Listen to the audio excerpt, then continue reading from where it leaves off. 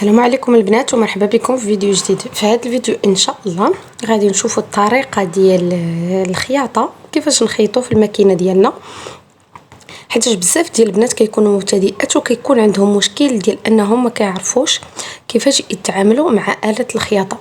اذا اليوم غنحاول ان شاء الله انني نوري لكم الطريقه كيفاش كنخيطوا في ماكينه الخياطه عادي. اذا كيف كتشوفوا معايا، هذه اول حاجه واللي سميتها الكانيت. هذه الكانيت كنعمروها بالخيط، دائما كنديروا فيها الخيط اللي كنبغيو نخيطوا به. هي كتعطينا الخياطه من الاسفل ديال الثوب والابره كتعطينا من الفوق. اذا كيف كتشوفوا هذه كما قلنا سميتها الكانيت وكتكون في التحت ديال آلة الخياطه. هي كتواجد في جميع آلات الخياطه، غير كل ماكينه الخياطه وكيفاش كتكون التركاب ديالها، ولكن دائما كتكون في الاسفل بحال هذه الطريقه كيف كتشوفوا. اذا من بعد ما قديتها غنجي هنايا ونقاد الخيط ديالنا في الابره. بطبيعه الحال الخيط كيختلف من آلة لآلة في الطريقه ديال التركاب ديالو.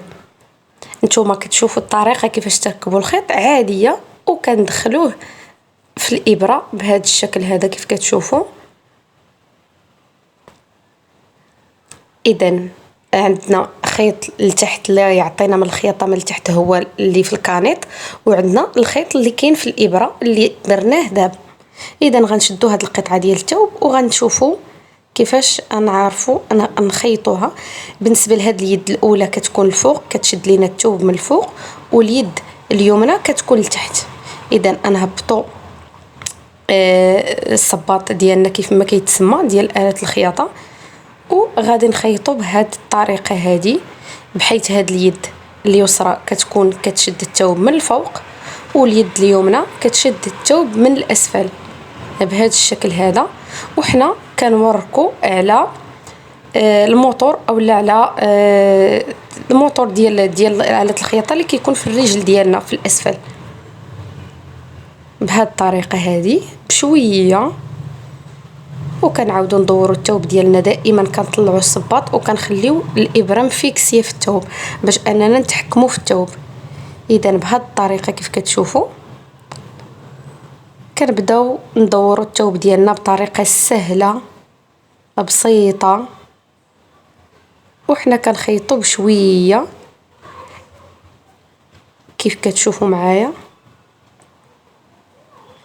الاستعمال ديال آلة الخياطة هو سهل جدا، يحتاج شي شويه ديال التركيز فقط وتخدموا.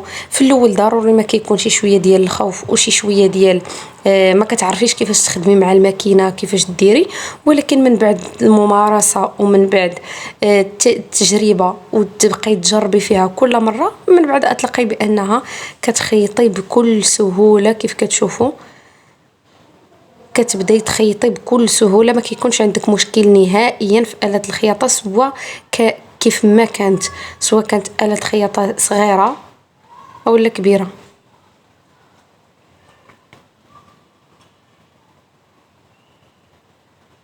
اذا كيف كتشوفوا معايا انا كنخيط بكل سهوله. وغناخذوا القطعه ديالنا نشوفوها كيفاش جات في الخياطه. اذا ها نتوما كيف كتشوفوا القطعه ديالنا كيفاش جات بهذا الشكل هذا.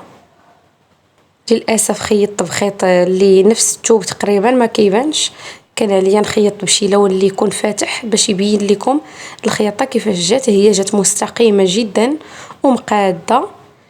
نتمنى انكم يعجبكم الفيديو ديال اليوم وتكونوا استفدتوا منه، والى عجبكم ما تنسوش انكم تشتركوا في القناه وتخليوا لي واحد جيم وتعاونوني وتخليوا لي في التعليقات الفيديوهات اللي بغيتوني نديرها من هنا لقدام. شكرا لكم.